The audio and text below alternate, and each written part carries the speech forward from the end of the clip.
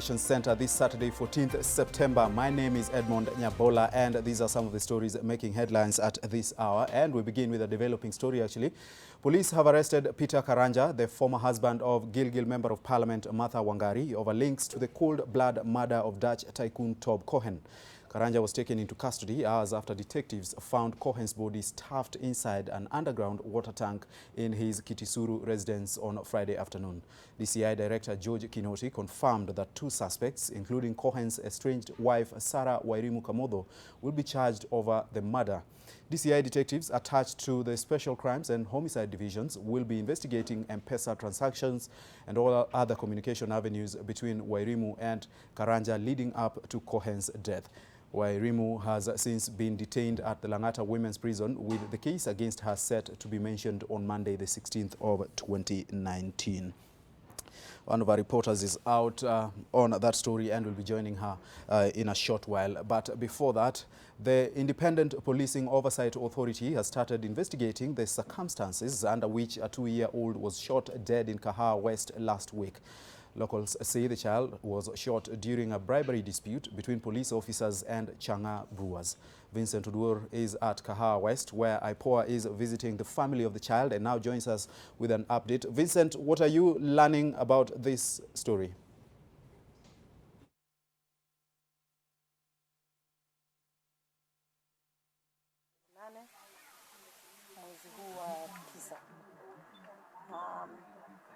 IPOA ilipopata hizi habari hapo ilituma maofisa wetu wanaofanya uchunguzi, na nimehakikisha kutoka kwa familia walifika hapa na wameendelea na hiyo uchunguzi. Ya pili, tungependa kusema IPOA ni shirika la serikali, ni tume huru ambaye imeundwa na serikali ili kuweza kushughulikia wananchi kama nyinyi na wananchi wote wa hii nchi, jambo kama hili likitokea, haswa visa vya kifo ama majeruhi makali kutokana na hii kazi ya askari polisi. Na kwa hivyo, kwa vile tumesikia kama IPOA askari polisi alihusika, sasa inakuwa ni jukumu letu kisheria, tumepewa hiyo mamlaka kisheria ili kufika hapa tukiwa kama shirika za serikali kufanya uchunguzi na kuhakikisha kama huyo ofisa ana hatia, sheria ichukue hatua yake. Hakuna mahali hata kwa National Police Service Standing Orders ambapo askari ameruhusiwa kuchukua sheria mkononi mwake na kwa njia yoyote kudhuru maisha ya mwananchi. Na jambo kama hilo likitokea, sasa hapo kama IPOA lazima tufike ili uchunguzi huru ufanyike na tuhakikisha kwamba haki pia imetendeka. Labda niseme ya mwisho kabisa, pia nimekuja kama mama ambaye amepewa mamlaka na serikali, lakini mama pia ni mzazi. Naelewa uchungu wa mama, niambie mama mtoto pole, na nikuhakikishia sisi kama serikali tutafanya kila liwezavyo tuhakikishe haki kwa mtoto Duncan imetendeka. From IPOA, they are speaking about the shooting of that 2-year-old child, and of course looking into that matter as we speak. Now, police in Kamirido are holding a man who is accused of assaulting his 2 children, leaving them with injuries that will scar them for quite some time. The eldest son, a 6-year-old, was beaten up for not attending to his younger sibling while his father was away. Scars on his back are the many injuries that this young boy lives with, the emotional toll over what happened to him notwithstanding. Kama wanataka kuua mtoto. The boy, 6, says that none other than his own parent brought this much pain to him, all because he couldn't babysit his younger brother. Nimehoji mtoto tu akaniambia amechapwa na mama yake na baba yake. Kuhoji mtoto tena akaniambia kuna katoto kadogo ambaye kako kwa nyumba. With the father in custody over the abuse, the mother has gone missing, with social workers saying that police are hunting her down. Wazazi wachukuliwe hatua, iwe nidhamu upande wa Limuru vile wazazi wanapiga watoto. The child will be taken to a home run by the state as investigations into the matter continue and possibly prosecution against his assailants. But before that, Sasa hii mtoto atapelekwa Tigoni District Hospital ambaye apate matibabu. Leila Mohamed, NTV. And it is not so good news for motorists as the Energy and Petroleum Regulatory Authority reviews the cost of fuel upwards. Users of super petrol will now have to part with 28 cents more for every litre purchased, while those of diesel will spend 2 shillings and 44 cents more. The price of kerosene, on the other hand, has seen the greatest change in price in this month's review at a decrease of 3 shillings and 31 cents per litre. This means that Nairobi motorists will now spend 112 shillings and 81 cents purchasing super petrol and 103 shillings and 4 cents on diesel. EPRA says the new prices have been informed by a slight decrease in the landed cost of fuel. The changes are effective from midnight tonight until the 14th of next month. TRT Member of Parliament William Kamket says he backs President Uhuru Kenyatta's vision of cleaning up the country in both political representation and his push to curb graft. The legislator who faulted the Deputy President and his Tanga team for opposing the Building Bridges initiative, a move co-parented by the President and opposition leader Raila Odinga. Kamket says BBI will fix all ills in the political and national landscape and asked Kenyans to fully embrace it. Wakati niliingia bunge nikaangalia hiyo katiba nikasema hapana. Hii katiba lazima tuangalie. And the famous Kamket bill ndio hiyo sasa imeenda, it has metamorphosized into what is being discussed now. Hii mambo ya BBI mimi ndio nilianzisha. Na tunangojea hii watu ya BBI sasa walete ripoti yao, kwa sababu hapo hiyo ndio laini tunangojea, sio ile ingine ya kupunguza sijui nini. And staying with politics, the Orange Democratic Movement Party has accused its coalition partners in the National Super Alliance of betrayal in the upcoming Kibra parliamentary by-election. The party's Secretary General, Edwin Sifuna, blamed Ford Kenya and Amani National Congress, their leaders in that case, for working against the coalition's unity by fielding a candidate in the November 7th mini poll. Ford Kenya has fronted Hamisi Butichi, while ANC sponsored former Raila Odinga aide Eliud Owalo to contest for the seat that fell vacant after the death of Ken Okoth of ODM. Other ODM politicians who spoke in Nyando in Kisumu County during a funeral ceremony condemned the Punguza Mizigo initiative and implored MCAs to reject it. Onyango Koyo, Oka. Brother Sifuna. Ukiitisha talaka mara 3 unapatiwa talaka. Mara ya kwanza waliitisha talaka, tumeenda kuapisha baba Uhuru Park, wakaingia chini ya kitanda. Mara ya pili baba ameenda amefanya handshake, wanapinga handshake. Hiyo ni talaka ya pili wanaitisha. Sasa hii wameingia bedroom ya chama cha ODM Kibira, tutawapea ile talaka ambayo wanatafuta. Na sasa kuanzia leo there will no longer be any political holy ground. Chama cha ODM kitasimamisha wagombezi katika wodi zote Kenya hii, katika constituency zote, katika uchaguzi zote ambazo zinakuja. Hata huyo Wetangula ajipange, kwa sababu ODM itakuwa na candidate wa Senate Bungoma 2022. Kwa sababu sasa wametangaza ni vita. And you want one MP for a total population of about 4 million people. That is not representation, that is deception. So let us agree on the following. That we will reject Punguza Mzigo for reasons. But we will not shout and insult. We will reject it and we wait for BBI. Punguza Mzigo will be sent to the Senate. We will return it to a court who know it better. But as we are waiting for BBI report. And I want to remind my brother, Punguza Mzigo, don't talk about Raila. Raila is not your age mate. This Punguza Mzigo was invented in Cedars in Lenana Road, where you have slave queens. Raila does not go where slave queens are. His age does not allow. And away from politics, at least 30,000 residents of El San Tirim in Burat Ward, Isiolo County, are facing eviction after the Kenya Defence Forces issued them with a 30-day eviction notice.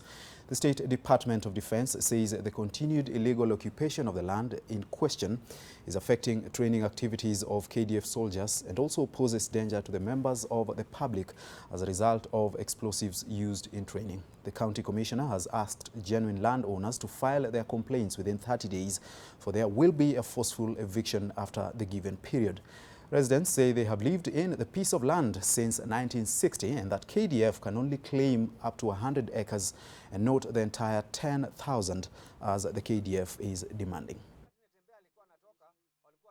Nafikiri kwa upande yetu sisi tumekuja kama wananchi kuja kuonyeshwa mipaka kati ya wananchi na jeshi.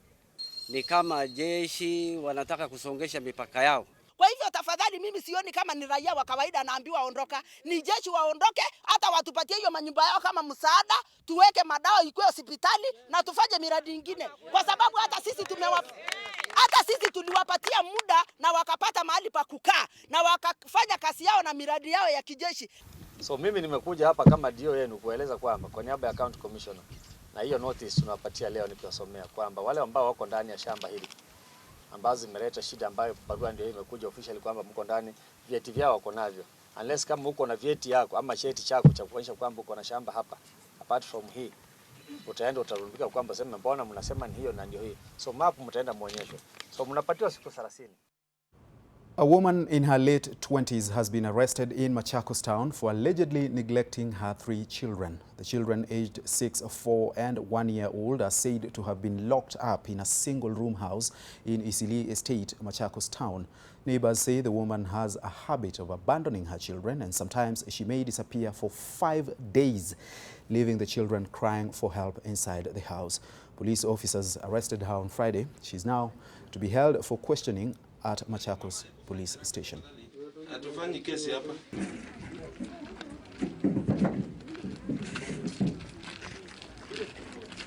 Kuja kuangalia mpangaji kwa maana wao ni wapangaji. Siku hiyo wakati nilikuja nikafungua gate nikapata watoto, nikauliza huyo kijana haka kijana kakubwa. Nikakauliza mama yuko wapi? Kaniambia mama yuko, alienda jana na alituambia atakuja kesho asubuhi. Na mmekula? Akaniambia hapana, aliwacha ametufungia na akaenda. Lakini ile iko wao watoto watokangi nje. Hawaruhusu hata wavuke hiyo gate hata kidogo. Vile najua hao watoto, kuna siku nilipitia hapo nikawakuta wakiwa wamefungiwa, mimi nikashangaa.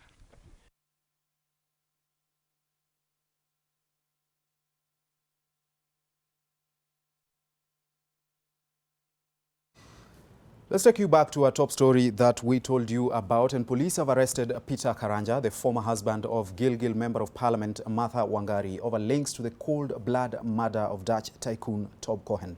Karanja was taken into custody hours after detectives found Cohen's body stuffed inside an underground water tank in his Kitisuru residence on Friday afternoon. DCI Director George Kinoti confirmed that 2 suspects, including Cohen's estranged wife Sarah Wairimu Kamodho, will be charged over the murder.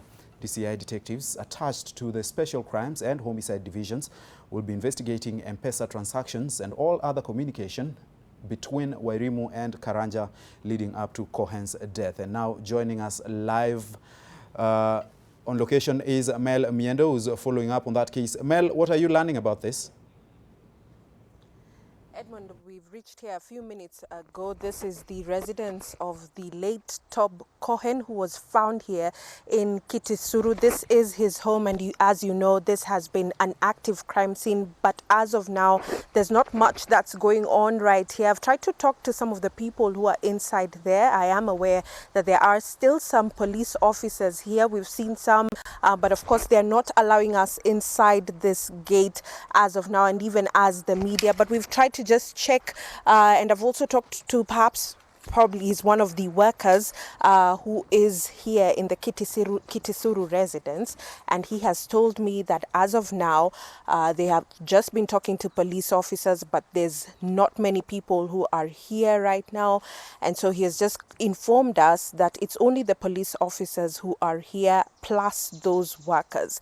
So as I've mentioned, Edmond, they've not allowed us to come in, of course, especially because of what happened yesterday when detectives found the body of Tob Cohen in an underground water tank inside this Kitisuru residence. So it's very quiet right now.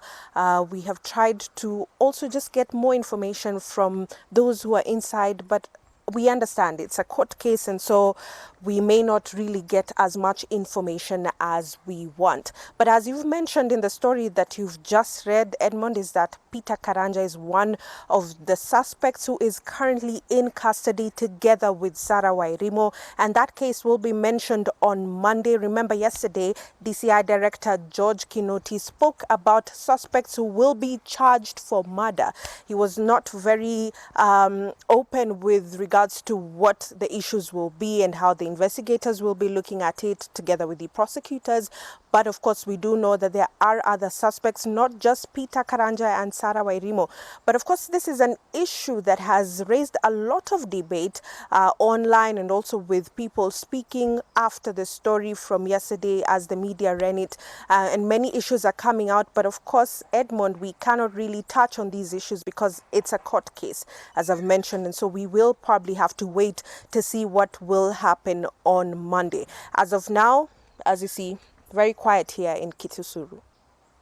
Thank you so much, Amel Miendo. And actually speaking right now is the defense team of Sarah Wairimu Kamodo, one of the suspects, led by Philip Murgor, who is the lawyer addressing the media at the moment, just trying to prosecute this case in their own way. Remember from yesterday, during those discoveries, Philip Murgor actually spoke about the manner in which the DCI had found the body of Tob Cohen in the underground water tank, and he did poke holes into some of the statements and sentiments of the DCI Director George Kinoti, claiming that they were not informed about the discovery, or at least when they were headed to the home to remove or retrieve the body from the underground water tank. So he's been questioning some of those motives. But George Kinoti, the DCI Director, said he does not carry the defense teams around wherever he's going in the investigations, and that matter is in court and will be prosecuted there.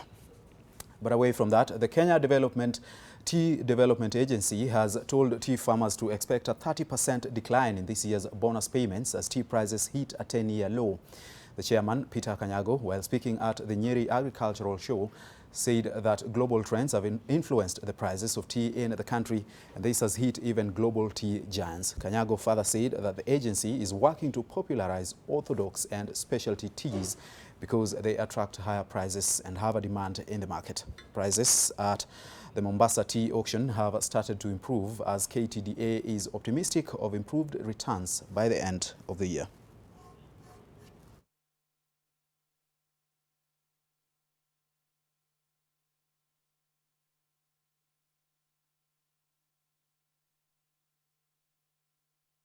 As KTDA, we are now diversifying. As you have seen here, 10 of our factories now are on orthodox teas. And with the orthodox machinery, you can do purple tea, you can do green tea, etc. And I'm very happy the Minister of Agriculture have signed with a Chinese organization that they'll be buying our purple teas and other specialized teas. So we are working together with the ministry to see how we can actually increase our production.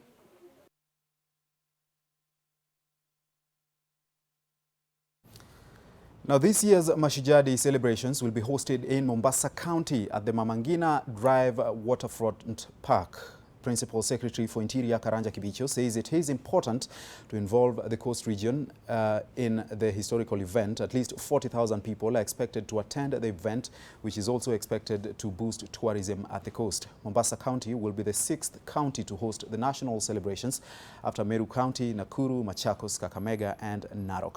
Rose Madhuku tells us more. With only about 1 month to go, Kenyans are set to celebrate Mashujaa Day this year in Mombasa County. Making this announcement, the Principal Secretary for Interior Karanja Kibicho said the historical event will take place at the newly constructed Mama Ngina Drive Waterfront Park. We have done many others, and this time it is for Mombasa County. But because Mombasa County is part of the bigger coast region, we'll also want, when we host the Mashujaa Day here, to give it a coastal flavor. And when we go to the practices and invitation of the performers, invitation of Mashujaas, you will witness that this will truly be a coast affair. While inspecting the construction of the 460 million shillings recreation facility, Kibicho, who is also the chairman of the National Celebrations Committee, said it's important to involve the coastal counties in this year's celebrations. I can report that there is a lot that has happened since we were here. You can witness for yourself. The dais has come up, and what we are doing is trying to tidy it up. The place where there will be the march past, where the wananchi who will be addressed by the president will be seated, and generally the overflow will be seated, is ready. Hosting of these year's celebrations is not only set to increase the fortunes of hotels and traders, but also create a sense of national pride to the residents of the coastal region. Over 40,000 people are expected to attend this year's Mashujaa Day celebrations. So far, 5 counties have already hosted the annual celebrations, and Mombasa will be 6th. Rose Madhuku, NTV. Beyond the borders now, and the 14th edition of the Aga Khan Award for Architecture has been held in Kazan in the Republic of Tatarstan in Russia. The award celebrates exemplary contributions in the field of architecture and how the award recipients have impacted their societies. His Highness the Aga Khan attended the event and celebrated with the recipients of this year's award. For the last 40 years, His Highness the Aga Khan has hosted the Aga Khan Award for Architecture, recognizing a vast array of architectural contributions, including over 9,000 nominated projects. This round of awards is the 14th cycle held in the Kazan city of Tatarstan, with an overriding theme of celebrating cultural diversity and blending the inspirations of the past with the demands of the future, such as environmental, social, technological and economic. We must think of diversity as a divine gift, a blessing, not a burden. These architectural designs are a reflection of the richness of cultures and the beauty of nature with a touch of creativity. The bird's eye view giving a hint of the beauty below. The theme of this award cycle, which culminated yesterday, is Architecture in Dialogue. This theme, which emerged out of the deliberations of the steering committee and master jury, sees architecture as a robust interchange, one that can embrace a variety of diverse and even divergent perspectives. On my visits to Kazan and in Bulgar, I have seen how committed people can honor the power both of cultural identity and cultural pluralism. It is striking to see how churches and mosques, for example, have been built and preserved right next to one another as powerful symbols of a profound intercultural dialogue. These projects tend to reflect not just the functional objectives of the building, but also the cultural aspirations of the people it's designed to serve. The Aga Khan Award for Architecture is held in 3-year cycles. Nayoma Sampao, NTV. Let's now have a look at the sports with Brian Otuel. Thank you so much, Edmond. Let's play and The national women's volleyball team Malkia Strikers lost 3-0 to USA in their opening match of the Volleyball World Cup in the city of Hamamatsu in Japan. Paul Bitok's Chargers, who are fresh from defending their African Games title in Rabat, Morocco, went down 25-14 before losing 25-20 despite a fight back in the second set. Kenya then lost 25-14 in the third set. Africa's other representatives, Cameroon, also lost in straight sets to Russia. Kenya, who next plays the Netherlands on Sunday, will also face Brazil, Argentina, and defending champion Serbia in Welcome to NTV today. You are just in time. The live link will be done by Muledan, and sports has a lot to be shown. And Sean Cardovillis, keeping you up to date with all you need to know as and when it happens. It's not been a very good morning in the country. We've had a very grisly accident. And clear context to all the relevant issues. Reacquire the property they've gotten with our looted money and save this country for my child and daughter Teko and the many children. From our studios to the ground where the action is live. Misuse of funds here in the country. Someone donating their hat to Bernard Ojwang there.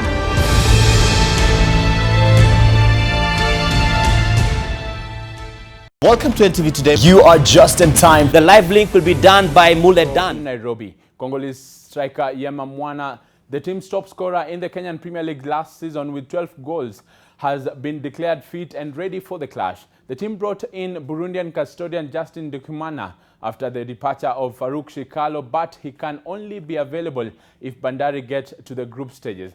US Ben Guedana arrived in the country Friday afternoon and headed straight to the match venue for a training session. Tickets for the match are retailing at a flat rate of 100 shillings and will be available at the match venue.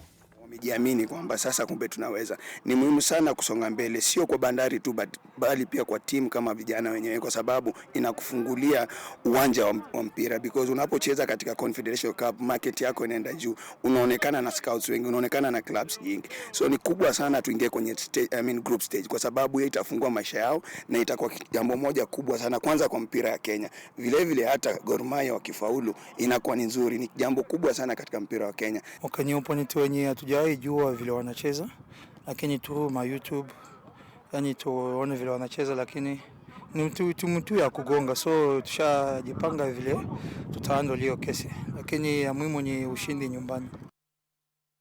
All the best to them there. Ben broke Gor Mahia finally flew to Algeria for their CAF Champions League first leg match against USM Alger. The match will be played at the Stade Mustafa Shaka in Blida from 10:45 p.m. Kenyan time on Sunday. Kogalo were initially scheduled to fly out on Wednesday evening, but could not secure funds for air tickets and other expenses. The Ministry of Sports provided 18 tickets Friday afternoon and are expected to arrive barely 24 hours to the match. Gor Mahia played to a barren draw with USM Alger at the group stage of last year's Champions League at home before falling 2-1 away.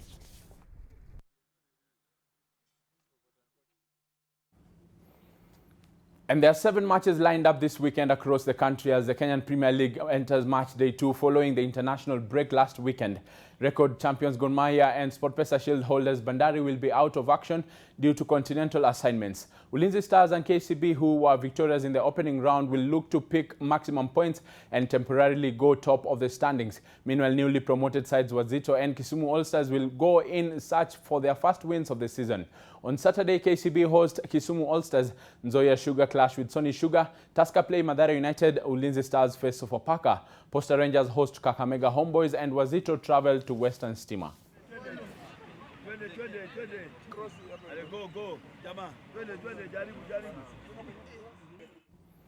And to England, Liverpool hope to extend their unbeaten home streak in the Premier League against Newcastle United to 24 matches and secure a 14th consecutive top-flight win in the early kickoff at 2:30 p.m. this afternoon. Newcastle will be buoyed by picking up 4 points from their last 2 matches as they aim to win away at a team lying top of the Premier League standings for the first time ever. In the late kickoff at 7:30 p.m., Manchester City are unbeaten in their last 7 trips to Norwich City, but the last 2 have ended in goalless draws.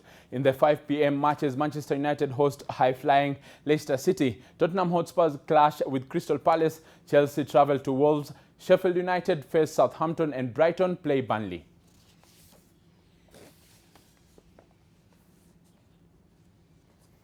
And Argentina will face Spain in the Basketball World Cup final in China after beating France 80-66 in the semi-finals. Earlier, Spain beat Australia 95-88 in double overtime to claim their place in Sunday's Beijing final. Spain took control. And sports has a lot to be shown, and Sean Cardovillis keeping you up to date with all you need to know as and when it happens. It's not been a very good morning in the country. We've had a very grisly accident. In clear context to all the relevant issues. Reacquire the property they've gotten with our looted money and save this country for my child and daughter Teko and the many children. From our studios to the ground where the action is live. Misuse of funds here in the country. Someone donating their hat to Bernard Ojwang there.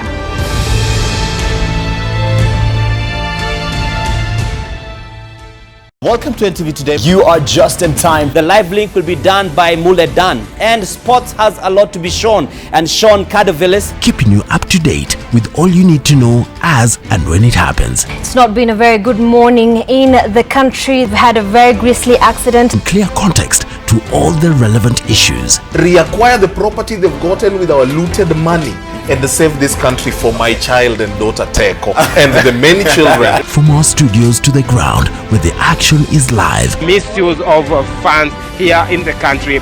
Someone donating their... This story, it's bullseye time. In life, sometimes you win by losing, and that has been proven right by two couples.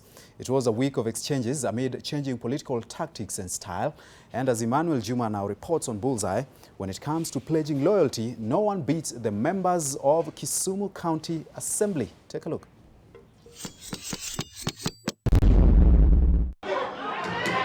The House stands adjourned. Now, adjournment should ordinarily mean end of the business at hand. Thank you, honorable members. In Kisumu, though, it seemed to signify the beginning of even more vigorous business, and boy, it was vigorous.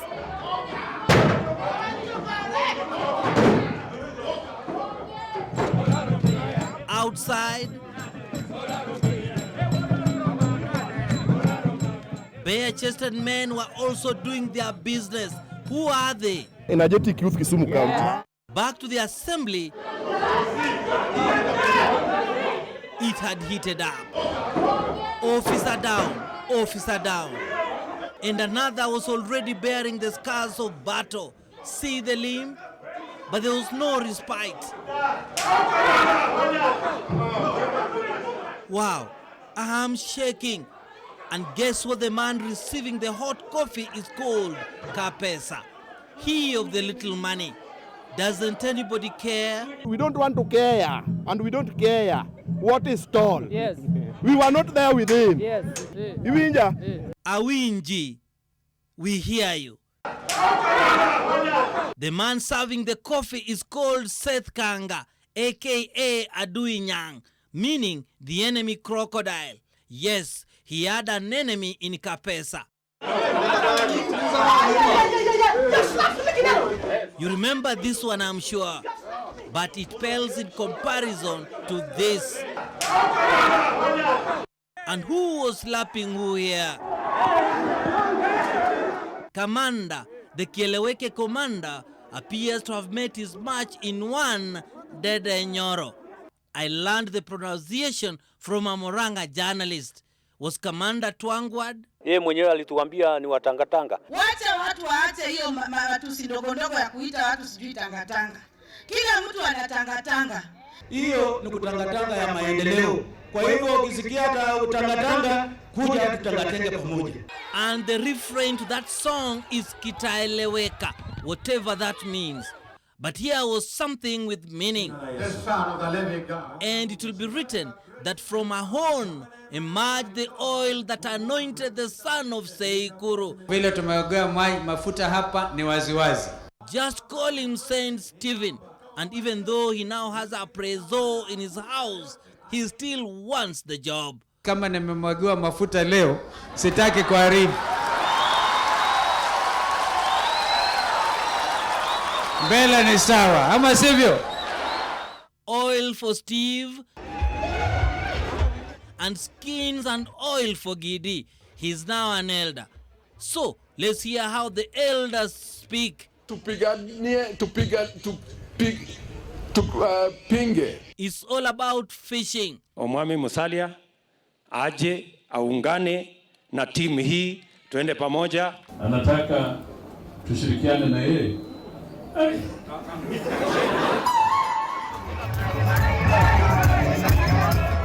Muda, it's the call of the beacon.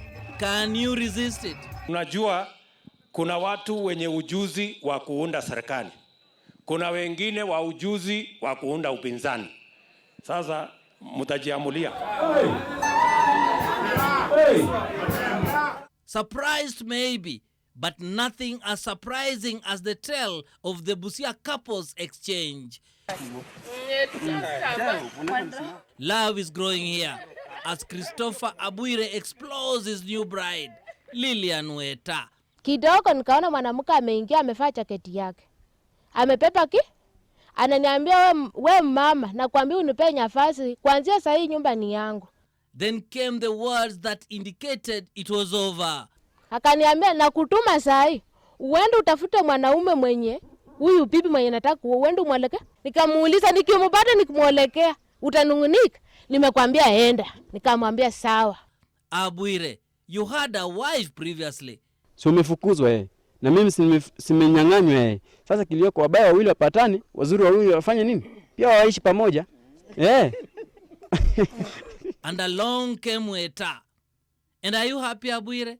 Tangu mwanamke akuja hapa, fikira zote usingizi kama kawaida, nakula vizuri, nalala kwa wakati, chochote nakacho napewa. Sasa sina stress.